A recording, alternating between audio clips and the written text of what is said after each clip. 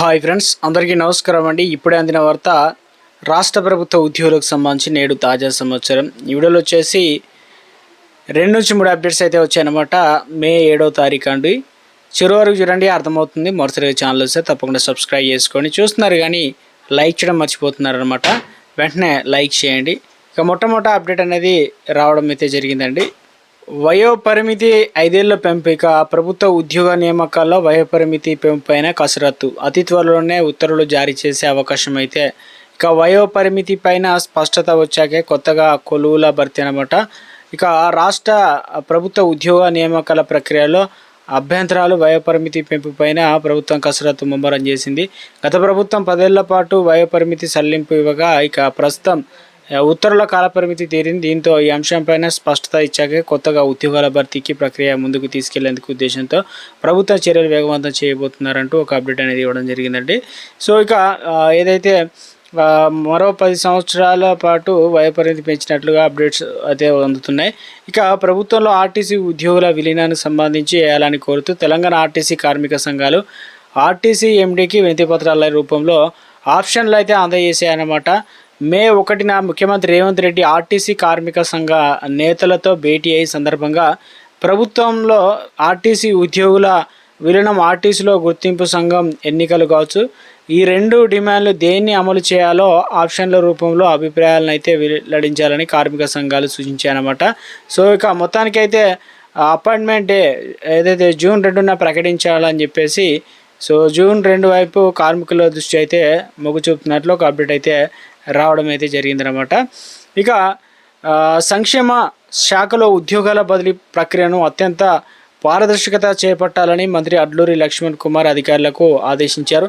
బుధవారం సచివాలయంలో సంక్షేమ శాఖల ఉన్నతాధికారులతో సమావేశం నిర్వహించారు. దూర ప్రాంతాల్లో దీర్ఘకాలికంగా సేవలు అందించిన ఉద్యోగులను వారు కోరుకున్న ప్రాంతాల్లో పోస్టింగ్ కల్పించే ప్రాధాన్యత ఇవ్వాలని, ఆరోగ్య సమస్యలున్న ఉద్యోగులు స్పౌస్ బదిలీలను సానుకూలంగా పరిగణించాలని మంత్రి తెలిపారన్నమాట. బదిలీలకు స్పష్టమైన మార్గదర్శకాలు రూపొందించి వాటిని ఉద్యోగులకు అందుబాటులో ఉంచాలని, ఇక ఫిర్యాదుల పరిష్కారానికి ప్రత్యేక గ్రీవెన్సెల్ను ఏర్పాటు చేయాలని, ఎలాంటి ఒత్తిడి లేకుండా, వ్యక్తిగత ప్రభావాలు లేకుండా నిష్పక్షపాతంగా బదిలీ ప్రక్రియ కొనసాగించాలని చెప్పారు. ఇక మరొక అప్డేట్ అనేది ఇవ్వడం జరిగిందండి.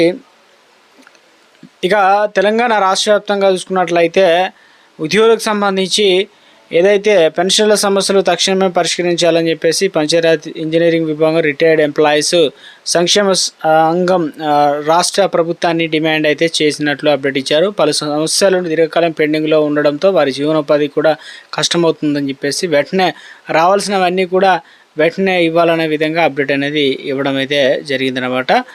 సో మరో అప్డేట్ అనేది రావడం అయితే జరిగిందండి.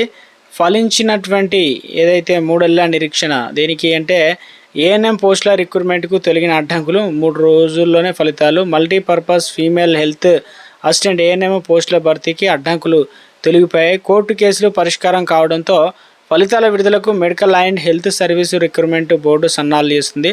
మరో 3 రోజుల్లో ఫలితాలు ప్రకటించే అవకాశం ఉందని చెప్పేసి బోర్డు అధికారులు అయితే పేర్కొంటున్నారన్నమాట. ఒక అప్డేట్ అనేది ఇవ్వడం అయితే జరిగిందనమాట. సో ఇక మరొక అప్డేట్ ఇచ్చారు. రాష్ట్రంలో ఉపాధి హామీ పథకం అమలు పనుల వేగవంతం చేసేందుకు గాను మే, జూన్ నెల అద్దె వాహనాలు వినియోగం భత్యం మంజూరుకు అనుమతిస్తూ రాష్ట్ర పంచాయతీరాజ్ శాఖ బుధవారం ఉత్తర్వులు అయితే జారీ చేసింది. ప్రైవేట్ వాహనాలు వినియోగించిన ఆయా బిల్లులు సమర్పించే అనంతరం నెలకు 33,000 రూపాయల చొప్పున మొత్తం 66,000 రూపాయల భత్యాన్ని సూచించింది. కాగా తమకు 3 ఏళ్లుగా నిలిచిపోయిన అద్దె వాహనాల భత్యం విడుదల కోసం ప్రభుత్వాన్ని కోరుతుండగా వాటిని విడుదల చేయకుండా కేవలం నెలపాటు వినియోగానికి అనుమతి ఇవ్వడంపై రాష్ట్ర ఎంపీడీఓల సంఘం అసంతృప్తి వ్యక్తం చేయడం జరిగిందనమాట. అప్డేట్ అనేది ఇవ్వడం జరిగిందండి. ఇక ఇంటర్ సప్లిమెంటరీ పరీక్షలకు సంబంధించి 3.98 లక్షల మంది అనమాట సో హాజరు కానున్నారు. వారిలో inter first year, second year తప్పిన విద్యార్థులతో పాటు ఫస్ట్ ఇయర్లో మార్కులు పెంచుకునేందుకు పోటీ పడుతున్నట్లు వారు అన్నారనమాట. సో ఒక అప్డేట్ అనేది మనకు ఇచ్చే ప్రయత్నం అయితే చేశారండి. మరో అప్డేట్ చూసుకున్నట్లయితే వైద్య ఆరోగ్య శాఖలో బదిలీల ప్రక్రియపై ఆఫ్లైన్ పద్ధతిలో చేపట్టాలని చెప్పేసి ఆ శాఖలో సంఘాల సర్కారు విజ్ఞప్తి చేసిందనమాట. ఇక ఆన్లైన్ విధానం వల్ల వెయిటేజీ, సీనియారిటీ, ప్రాధాన్యత, తుది కేటాయింపుల పారదర్శకత లోపిస్తుందని వైద్యులు అయితే సంఘాలు ఆరోపించాయి. తక్షణమే ఆన్లైన్ బదిలీ విధానంపైన సమీక్ష చేయాలని సర్కార్ అయితే డిమాండ్ చేసింది. బుధవారం తెలంగాణ ప్రభుత్వ ఉద్యోగుల సంఘం ఆధ్వర్యంలో వైద్య బృందం, రాష్ట్ర వైద్య విధానం సంచాలకుడు, తెలంగాణ వైద్య విధాన పరిషత్ కమిషనర్ ఇక తెలియడం జరిగిందనమాట.